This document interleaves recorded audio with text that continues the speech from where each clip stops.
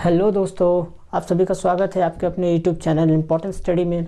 दोस्तों, आज हम इतिहास का दूसरा वीडियो लेकर आए हैं जो कि बहुत इम्पोर्टेंट वीडियो है और मोहम्मद गौरी के बारे में पढ़ने वाले हैं। किसके बारे में? मोहम्मद गौरी के बारे में पढ़ने वाले हैं।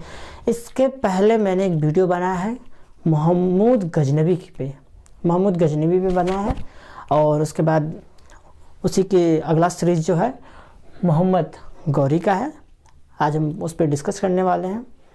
और डिस्कस करने से पहले मैं आपको एक चीज़ बताना चाहता हूँ कि इम्पोर्टेंट स्टडी पे सारी टॉपिक पढ़ाई जाएंगी बेसिक से, एक एक पॉइंट को साथ में लेते हुए, और हर सब्जेक्ट को पढ़ाया जाएगा।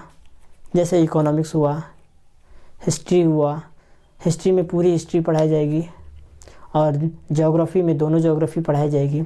फिर उसके बाद हम पढ़ेंगे हिंदी भी पढ़ेंगे, रीजनिंग भी पढ़ेंगे, मैथ भी पढ़ेंगे। सारी सब्जेक्ट को हम साथ में लेके चलेंगे। एग्ज़ाम अब रुक देखते हुए कौन सा एग्ज़ाम में कौन सा क्वेश्चन पूछा जाएगा उसको भी हम हल करेंगे और पढ़ेंगे उसको भी। तो देर ना करते हुए हम इस पर डिस्कस करते हैं। तो देखिए, चल रहा है मोहम्मद गौरी। क्या चल रहा है? मोहम्मद गौरी। मोहम्मद गौरी से पढ़ने से पहले हम आपको थोड़ी सी गजनवी वंश के बारे में बताना चाहेंगे। क्यों? क्योंकि देखिए, एक टॉपिक दूसरे टॉपिक से रिलेटेड रहेगा, थोड़ा थोड़ा सा रिलेटेड जरूर मिलेगा आपको। तो ये हम पहले तो गजनवी वंश के बारे में जानेंगे थोड़ा सा। इसके पहले में तो पूरा डिटेल से बताया गजनवी वंश के बारे में। उसके बाद भी थोड़ी सी कुछ चीज़ें रह गई हैं कि जो मोहम्मद गौरी के बारे में बतलाता है। कैसे मोहम्मद गौरी आया, उसको आने से पहले हम पढ़ेंगे थोड़ा सा गजनवी वंश के बारे में। गजनवी वंश का ही एक पार्ट है जो कि बहुत इम्पोर्टेंट है ये भी। तो इसको पढ़ेंगे, फिर गौरी को पढ़ेंगे। ठीक है, देखिए मोहम्मद गौरी, आज इस टॉपिक पे हम डिस्कस कर रहे हैं। देखिए, सारे एग्ज़ाम में कोई सा भी एग्ज़ाम हो जिसमें जीएस ना पूछा जाता हो, जिसमें जीके जीएस ना पूछा जाता हो, कोई भी ऐसा एग्ज़ाम नहीं है। लगभग सारे एग्ज़ामों में ये सब चीज़ें पूछी जा रही हैं आजकल। तो हमें सबको पढ़ना है। और देखिए, मोहम्मद गौरी से पढ़ने से पहले हम जानेंगे कि गजनवी वंश। आपको पता है कि गजनवी वंश किसका था? गजनवी वंश के संस्थापक किसको माना जाता है? अलफ्तगीन। किसको माना जाता है? अलफ्तगीन को माना जाता है। ठीक है, अलफ्तगीन के बाद आते हैं सुबक्तगीन, सुबक्तगीन के बाद आते हैं महमूद गजनवी। ठीक है, तो देखिए, जो गजनवी वंश है, गजनवी वंश का आखिरी शासक जो रहता है, कौन रहता है आखिरी शासक? उसका नाम है मलिक खुसरो। क्या नाम है? मलिक खुसरो। जो गजनवी वंश का आखिरी शासक रहता है, कौन है? मलिक खुसरो। लेकिन महमूद गजनवी जब मरता है 1030 ईस्वी में, उसका क्या हो जाता है? मृत्यु हो जाता है। जब 1030 ईस्वी में उसकी मृत्यु हो जाती है तो उसके बाद आते हैं आपके, उनके दो पुत्र होते हैं। कौन होते हैं? उनके दो पुत्र होते हैं। ठीक है, जब दो पुत्र होते तो महमूद गजनवी ने क्या कहा, मतलब मरने से पहले अपना उत्तराधिकारी घोषित नहीं किया था। इसने ये कहा था, इसने कहा ही नहीं था कि मेरा उत्तराधिकारी अगला कौन होगा, गजनवी वंश का उत्तराधिकारी अगला कौन होगा। तो क्या होता है कि इनके दो पुत्र होते हैं।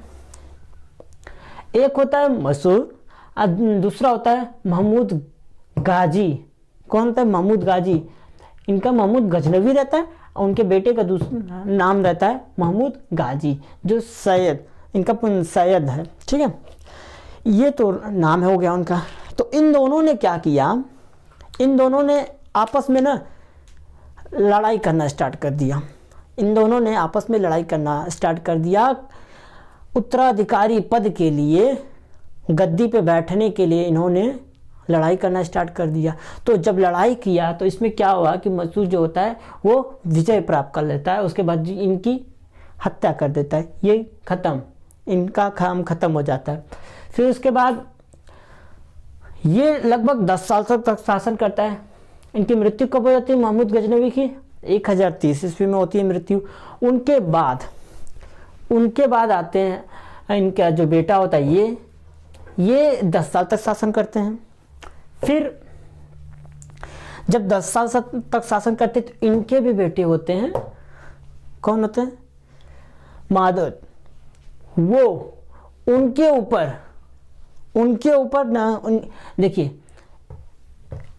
महमूद गजनवी का बेटा शासन करने लगा, ये वाला इनके जब मृत्यु हो गई तो इनका बेटा आया माधुर, उसने भी शासन करना स्टार्ट किया।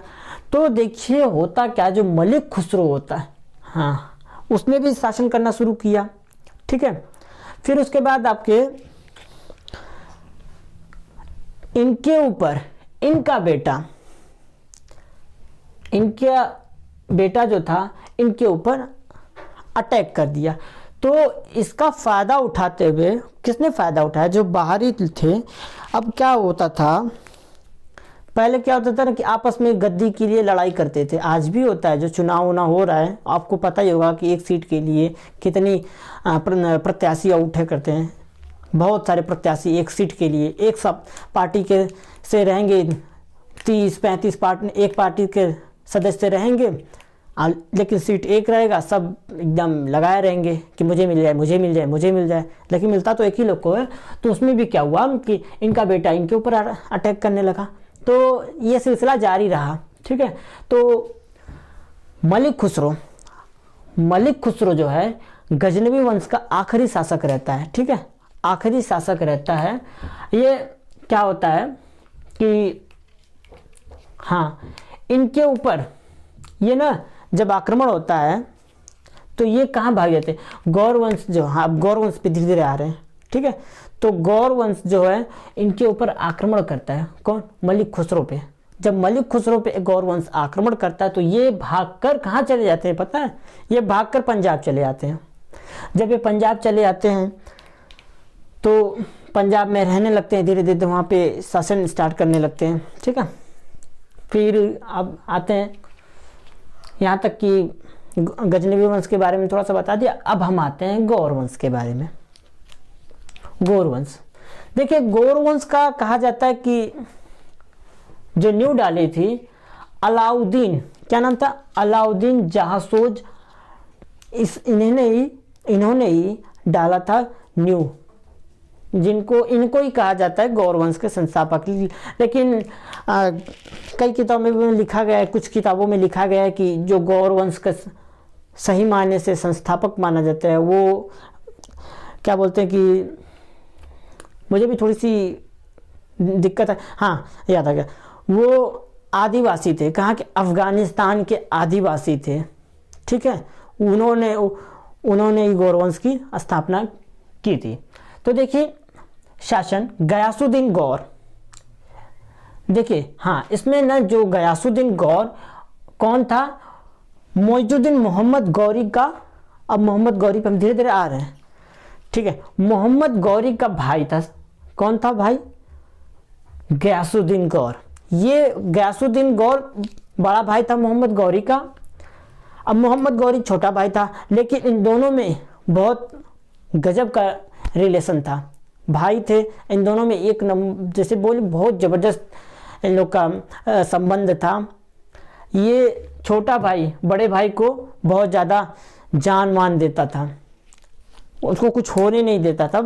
तो क्या हुआ कि जब ये लोग, इनका छोटा भाई मोइजुद्दीन मोहम्मद गौरी, अब एग्ज़ाम में देखिए नाम पूछ सकता है कि मोहम्मद गौरी का नाम क्या था, मोहम्मद गौरी का पूरा नाम क्या था। तो देखिए कहीं पे सिहाबुद्दीन गौर भी कहा जाता है और कहीं पे मोइजुद्दीन मोहम्मद गौरी भी कहा जाता है। तो ये एग्ज़ाम में पूछ सकता है, ये चीज़ें रही, इसको ध्यान देना है हम लोग को। ठीक है, फिर उसके बाद मोहम्मद गौरी जो रहता है, मोहम्मद गौरी 1173 ईस्वी में, 1173 से 74 ईस्वी में गयासुद्दीन अपने भाई को ना क्या करता है, पश्चिम का एरिया सौंप देता है। किसको सौंप देता है? पश्चिम का एरिया। ये लोग अफगानिस्तान में ही थे पहले, अफगानिस्तान की हम बातें कर रहे थे, उस टाइम अफगानिस्तान में ही थे, ठीक है।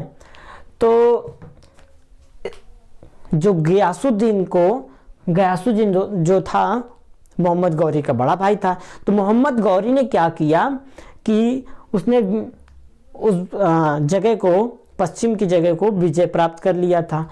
और उसने क्या किया था? जीत लिया था इन्होंने, और जीतने के बाद मोहम्मद गयासुद्दीन को दे दिया था, ठीक है। गयासुद्दीन को उस जगह वो सौंप दिया था, बोला कि भाई तुम यहाँ पे शासन करो, मैं उत्तर की तरफ चलता हूँ, पूरब की तरफ, ठीक है। तो आपके गयासुद्दीन गौर जो थे वो पश्चिम की तरफ शासन करने लगे, शासन को बढ़ाने लगे, धीरे धीरे शासन बढ़ने लगा था। फिर उसके बाद अब आते हैं मोहम्मद गौरी के बारे में थोड़ी सी जानकारी ले लेते हैं, ठीक है। मोहम्मद गौरी के बारे में हम लोग को डिटेल पढ़ना है, पूरा डिटेल, वो भारत कब आए, क्यों आए, कैसे आए, उनके बाद उसके ऊपर हम जानकारी लेते हैं। तो देखिए मोहम्मद गौरी, सबसे पहले मोहम्मद गौरी का जन्म कब हुआ था? 1149 ईस्वी में मोहम्मद गौरी का जन्म हुआ था। 1149 ईस्वी में मोहम्मद गौरी का जन्म हुआ था। फिर भारत में मोहम्मद गौरी के आक्रमण का कारण क्या है, ठीक है। इस पॉइंट से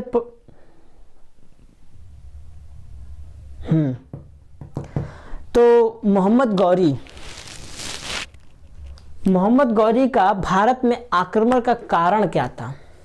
इसने आक्रमण क्यों किया भारत पे, ठीक है। तो देखिए सबसे पहले पॉइंट मैंने बना के रखा है कि महत्वाकांक्षी व्यक्ति थे। महत्वाकांक्षी का मतलब होता है कि इनका इच्छा ना भरता था, विजय जी करते गए, इनको का लालच एक बोलते ना, लालच बुरी बला है। तो इनको उन्हीं का जैसे एग्जाम्पल इनके ऊपर बहुत ज़्यादा सूट करता है कि इनको एक चीज़ मिल गया तो सोचते थे कि दूसरा भी मिल जाए, तीसरा भी मिल जाए, चौथा भी मिल जाए। तो ईर्ष्या वाली चीज़ें, ईर्ष्या जो कि कभी ख़त्म ही नहीं होता है इंसान का। सोचता है कि अरे यार मैं अभी 10,000 कमा रहा हूँ तो क्यों ना अगली वाली कंपनी जो मुझे दे रही है 20,000 रुपये दे रही है, फिर तीसरी कंपनी ज्वाइन कर लूँ, उसमें मुझे 22,000 मिले, अगले में 25,000 मिले। तो ऐसे जो क्या है कि इससे ईर्ष्या जो है कभी ख़त्म नहीं होता इंसान के, चाहत। तो ये महत्वाकांक्षी व्यक्ति थे, इनकी कभी चाहत ख़त्म ही नहीं होती थी। सोचते थे कि मैं और ज़्यादा लूटपाट करूँ, धन को लूटूँ, इस्लाम का प्रसार करूँ। इन लोग का मेन मकसद क्या था? इन लोग का लूटपाट करना था मेन मकसद, और क्या कार्य था, और इन लोग का धर्म का प्रचार प्रसार करना था। आपको मैंने बताया था कि जो मोहम्मद साहब थे तो उन्होंने इस्लाम धर्म की स्थापना की थी, और उनके जाने के बाद जो खलीफा थे, जो कि धर्मगुरु थे, जिन खलीफा को धर्मगुरु कहा जाता है, तो जो धर्मगुरु थे वो क्या करते थे कि इस्लाम का प्रचार प्रसार करते थे। उनके बाद आए आपके मोहम्मद बिन कासिम आए, ठीक है। तो वो भी प्रचार प्रसार करिए, भारत तक, दक्षिण अफ्रीका तक, कहाँ तक बहुत ज़्यादा प्रचार प्रसार किए। फिर उसके बाद आपके आते हैं महमूद गजनबी, गौरी।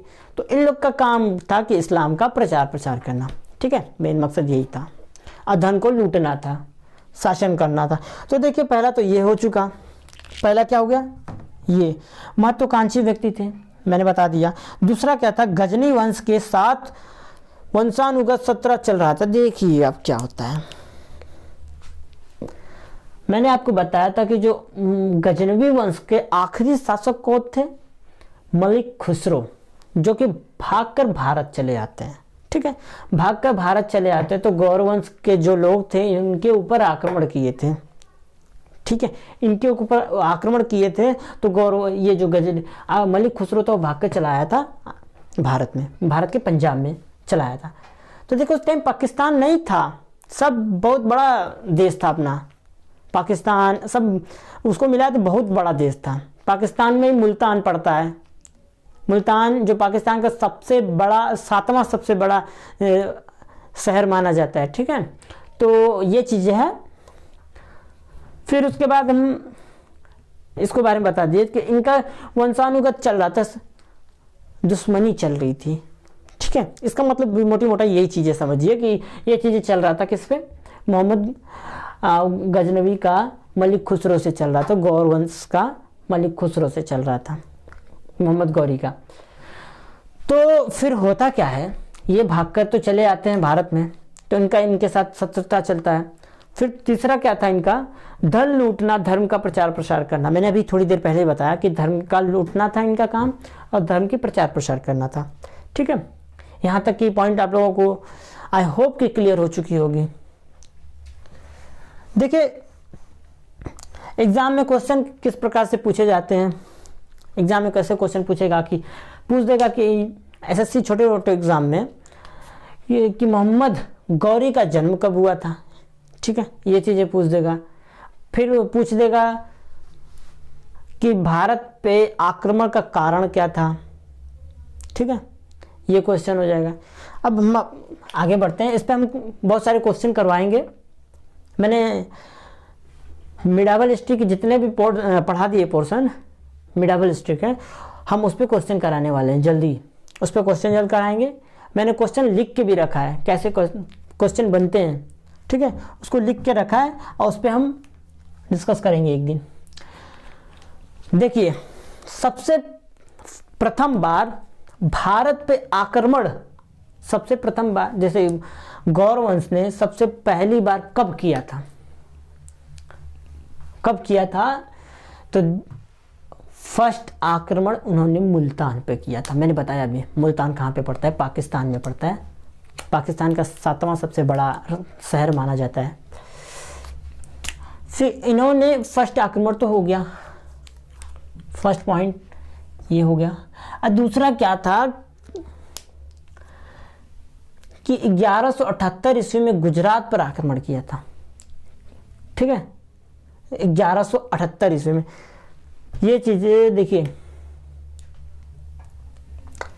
यहाँ पे 1175 कर लेते हैं। ठीक है, मुल्तान पे जो था आक्रमण किया था मोहम्मद गौरी ने 1175 ईस्वी में। ठीक है, मुल्तान पे। अब देखिए जो 1178 ईस्वी में गुजरात पर आक्रमण किया, आक्रमण तो किया लेकिन गुजरात का शासक कौन था, कौन था वहां का राजा, तो वहां का राजा था मूलराज प्रथम। ठीक है, मूलराज प्रथम। अब देखिए यूपीएससी में अब कह रहे कि एग्जाम में किस प्रकार से क्वेश्चन पूछे जाएंगे, देखिएगा, ध्यान दीजिएगा। पूछेगा कि मोहम्मद गौरी ने भारत पर सर्वप्रथम आक्रमण कब किया था, ये क्वेश्चन है। पूछेगा कि एक क्वेश्चन ये हो चुका। दूसरा क्वेश्चन पूछेगा कि मोहम्मद गौरी ने गुजरात पर आक्रमण कब किया था, समझ रहे हैं। दूसरा क्वेश्चन ये होगा। अब पूछेगा कि 1178 ईस्वी में जो आक्रमण हुआ था मोहम्मद गौरी के द्वारा गुजरात पर, वहां का शासक कौन था। ठीक है, क्वेश्चन में इस प्रकार से पूछ देगा, तो आपको पता रहेगा तो ये मार देंगे कि अरे मूलराज तो प्रथम थे, उनको उड़ा दो। ठीक है, अब उस पर मार देंगे हम लोग।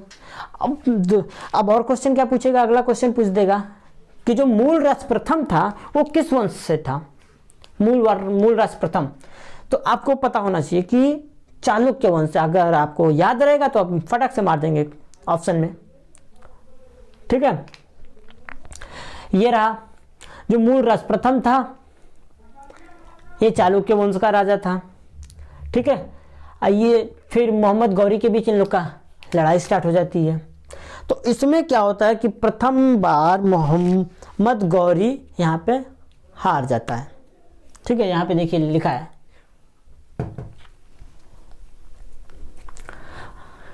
मोहम्मद गौरी को हार का सामना करना पड़ता है। ठीक है, हार का सामना करना कैसे पड़ता है, अब देखिए इस पे थोड़ी सी बातें करेंगे। मोहम्मद गौरी आया, मूलराज प्रथम पे आक्रमण किया गुजरात पर। जो गुजरात का राजा था मूलराज प्रथम था, उनके ऊपर आक्रमण किया जो आपके मोहम्मद गौरी थे। तो मोहम्मद गौरी के पास भी काफ़ी ज़्यादा सेनाएं थी और मूलराज प्रथम के पास भी सेनाएं थी। ठीक है, इन दोनों के पास सेनाएं थी। फिर लेकिन हुआ क्या, जो मूलराज प्रथम था, युद्ध तो शुरू हो गया था लेकिन मूलराज प्रथम घायल हो चुका था। उस टाइम युद्ध में वो घायल हो चुका था। तो उनकी जो पुत्र, उनकी माता जो थी, इनकी माता, अरे बहुत, हम लोग का भारत देश महान था, बहुत महान था, महान था नहीं है, महान है, आज भी महान है मेरा देश। तो देखिए, जो नायिका देवी, इनकी माता जो रहती हैं, मूलराज प्रथम की माता नायिका देवी, ये क्या करती हैं, ये अपने बेटे के बचाव में युद्ध लड़ना शुरू कर देती हैं, युद्ध लड़ती हैं और मोहम्मद गौरी पराजित हो जाता है। ठीक है, पराजित होके भाग जाता है। फिर अब देखिए एग्जाम में और क्या क्वेश्चन पूछेगा कि जो मोहम्मद गौरी था, मूलराज प्रथम, गुजरात पे आक्रमण किया था, मूलराज प्रथम की माता का क्या नाम था। ठीक है, माता का नाम पूछ सकता है। तो ये आपको पता रहेगा कि नायिका देवी थी माता उनकी, तो आप फटाक से मार देंगे। फिर उसके बाद हम आते हैं आगे। 1179 में पंजाब पे, फिर उसी टाइम 1179 पे और 1185 पे पेशावर और सियालकोर यहाँ पे, ठीक है, यहाँ पे वापस लौट के आता है और यहाँ पे विजय धीरे धीरे जीतता जाता है। ठीक है, धीरे धीरे देखिए उसका विस्तार होते जा रहा है। अब वो जगह को जीतता जा रहा है, छोटे छोटे प्रांतों को जीतता जा रहा है और जीत के 1185 ईस्वी में जीत जाता है। जीतने के बाद वो वापस चला जाता है गजनी, अफगानिस्तान चला जाता है। ठीक है, वहाँ पे वापस जाता है तो वापस जब रिटर्न आता है वहाँ से, तो देखिए वहाँ फिर उसके बाद तराइन का युद्ध होता है। क्वेश्चन आएगा, देखिए तराइन का प्रथम जो युद्ध होता है किसके बीच होता है, मोहम्मद गौरी और पृथ्वीराज चौहान के बीच होता है। अब कारण क्या था युद्ध होने का, धीरे धीरे मोहम्मद गौरी जीतता जा रहा था राज्यों को, छोटे छोटे प्रांतों को जीतता जा रहा था। अब जो पृथ्वीराज चौहान था उसको पता चलने लगा था, वो चीजें पता चलने लगी कि अरे यार फिर से आ रहे हैं लोग, तुर्क के लोग फिर से हम लोग के ऊपर शासन करेंगे। अब क्या पृथ्वीराज चौहान ने क्या किया, पृथ्वीराज चौहान ने छोटे छोटे राज्य जो थे, छोटे छोटे प्रांत जो थे जहाँ हिंदू राजा थे, हिंदू राजाओं को इकट्ठा किया, एक संधि बनाया, यूनिटी बनाया। ठीक है, क्या बनाया, यूनिटी बनाया। और उसके बाद क्या होता है, जो मोहम्मद गौरी वापस आता है 1191 ईस्वी में, तो इन दोनों का युद्ध होता है तराइन का युद्ध, जिसके नाम से जाना जाता है, तराइन के युद्ध के नाम से जाना जाता है। तो इन पृथ्वीराज चौहान के पास क्या था, हिंदुओं का बहुत ज़्यादा सेना थी, हिंदुओं के बहुत ज़्यादा राजा थे। इनके साथ मिलके ये लोग मोहम्मद गौरी के साथ क्या करने लगे, आक्रमण करने लगे। तो मोहम्मद गौरी के पास भी काफ़ी ज़्यादा सैनिक था। तो इन्होंने क्या किया, इन दोनों के बीच युद्ध होने लगा। युद्ध में क्या होता है, मोहम्मद गौरी पराजित हो जाता है। मोहम्मद गौरी की दूसरी हार होती है ये। ठीक है, तो मोहम्मद गौरी की तराइन का जो प्रथम युद्ध होता है उसमें हार मिल जाता है। ठीक है, यहां तक क्लियर हो चुका होगा। अब क्वेश्चन में क्या पूछेगा कि पूछेगा कि तराइन का प्रथम युद्ध कब हुआ था।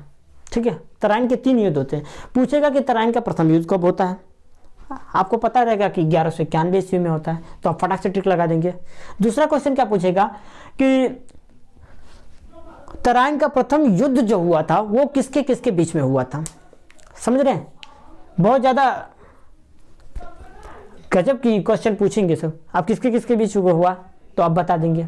ठीक है, अब देखिए, अब धीरे धीरे क्या होता है, यहां से मोहम्मद गौरी हार जाता है। हारने के बाद वो चाहता कहाँ है, अब हाँ, पृथ्वीराज चौहान पे आते हैं। पृथ्वीराज चौहान कहाँ का राजा था? अजमेर का राजा था। कहाँ का राजा था? अजमेर का राजा था। अजमेर यानी कि राजस्थान, पूरे राजस्थान का राजा था मोहम्मद गौरी, सॉरी पृथ्वीराज चौहान। तो पृथ्वीराज चौहान ने क्या कहा, ये पूरा अपने ऊपर श्रेय ले लिया कि इस युद्ध में जब हम जो जीता है वो पूरा मेरे वजह से लोग जीते हैं। भारत ने जो विजय प्राप्त किया है वो किसके वजह से? पृथ्वीराज चौहान की वजह से विजय प्राप्त किया है। तो फिर लोगों को बुरा लगता है, सारा श्रेय अपने ऊपर ले रहा है कि पृथ्वीराज चौहान की वजह से हम लोग जीते हैं। अगर पृथ्वीराज चौहान का साथ कोई नहीं देता तो क्या साथ पृथ्वीराज चौहान जीत नहीं पाता मेरे हिसाब से, क्योंकि मोहम्मद गौरी के पास ज़्यादा सेना थी। समझ रहे? तो इसने कह दिया पृथ्वीराज चौहान ने कि मेरे वजह से हमने विजय प्राप्त किया है तराइन का। तो ठीक है, ये अजमेर का राजा रहता है। अजमेर का राजा रहता है यानी कि पूरे राजस्थान का राजा रहता है। तो देखिए अजमेर का आप क्वेश्चन पूछे थे, अजमेर का पुराना नाम क्या था? क्वेश्चन में पूछेगा, क्वेश्चन में पूछ सकता है। कंपटीशन में देखिए, कंपटीशन आज का टफ क्या हो गया कि इतने घुमा घुमा के क्वेश्चन पूछ रहे हैं। ठीक है, जो पढ़ा रहेगा वही मार पाएगा। समझ रहे हैं आप? कंपटीशन में इतनी भीड़ हो जा रही है आजकल, बेरोजगारी इतनी बढ़ गई है, इतनी भीड़ हो जा रही है, क्या बताए। आ रहा है 400 पोस्ट, 500 पोस्ट, 400 500 मान लीजिए 340 पोस्ट आया, सेंट्रल गवर्नमेंट वाला जो है वैकेंसी, तो बताइए कि पूरे स्टेट के लोग भरेंगे कि नहीं? अब 3.5 मान लीजिए 350 पोस्ट है, अब इसमें पूरे भारत भरेगी तो किसका होगा? 350 लोग का ना। अब भीड़ कितनी हो जा रही है? बहुत ज़्यादा। कंपटीशन बहुत टफ हो जा रहा है। वो लड़का भर दे रहा है जो 12वीं और 10वीं का पास किया, वो भर दे रहा है और उसको आता तक कुछ नहीं है। भीड़ वही सब लगा रहे हैं। पढ़ता है 12वीं में, 12वीं पास कर लिया है, 8वीं तक का सवाल नहीं आ रहा है उसको, और वही सब फार्म भर दे रहे हैं, वही सब भीड़ लगा दे रहे हैं सब। देखिए कोई भी वैकेंसी आती है खाली नहीं जाती है, उस पर सब भर के ही जाते हैं। लेकिन हमको भी प्रिपेयर होना, तैयार रहना है। हम जो पढ़े हमको पूरा आना चाहिए। ठीक है, कंपटीशन, हम बैठे कंपटीशन में तो हम फाइट कर लें, ये चीज़ें। तो देखिए अजमेर का पुराना नाम क्या था? अजयमेर। क्या नाम था? अजयमेर। अजमेर का पुराना नाम था अजयमेर। ठीक है, पुराना नाम। अब अजमेर जो है वो दिल्ली के पास है, यानी राजस्थान के करीब, सॉरी दिल्ली के करीब है जो राजस्थान है। अजमेर राजस्थान के अंदर पड़ता है, तो दिल्ली के करीब है। अब दिल्ली का नाम पूछ देगा भाई कि दिल्ली का क्या नाम है पुराना? दिल्ली का पुराना नाम है इंद्रप्रस्थ। क्या नाम है? इंद्रप्रस्थ। इंद्रप्रस्थ नाम है दिल्ली का पुराना नाम। समझ रहे? पूछ सकता है क्वेश्चन एग्जाम में कि दिल्ली का पुराना नाम क्या है, क्या था? दिल्ली का पुराना नाम क्या था? इंद्रप्रस्थ। अब देखिए इंद्रप्रस्थ तो नाम था, अब किस नाम से जाना जाता है? ढिल्लिका नाम से जाना जाता है। ठीक है, दिल्ली को ढिल्लिका के नाम से जाना जाता था। अब इसको किसने बसाया था? दिल्ली को अनेक पाल ने बसाया था। किसने बसाया था? ये अनेक पाल ने। तो ये है, इसका 2 वीडियो बनने वाला है। मैंने मोहम्मद गौरी का आधा वीडियो बना चुका है, और क्योंकि वीडियो काफ़ी ज़्यादा लंबा होते जा रहा है तो मैंने सोचा कि इसको 2 पार्ट में कर देते हैं। 2 पार्ट में कर देंगे तो पढ़ने में भी थोड़ी सी आसानी रहेगी। तो देखिए मैंने इसमें गजनवी वंश के बारे में बता दिया थोड़ा सा, जो गजनवी वंश के आखिरी शासक थे मलिक खुसरो, वहाँ तक मैंने बता दिया। उसके बाद हमने स्टार्ट किया मोहम्मद गौरी के बारे में, फिर मोहम्मद गौरी का स्टार्ट किया, तराइन के प्रथम युद्ध तक हम लोग पढ़ लिया, फिर तराइन का द्वितीय युद्ध पढ़ेंगे। अगले वीडियो में तराइन का द्वितीय वीडियो पढ़ेंगे। ठीक है, आज के लिए धन्यवाद आप सभी का।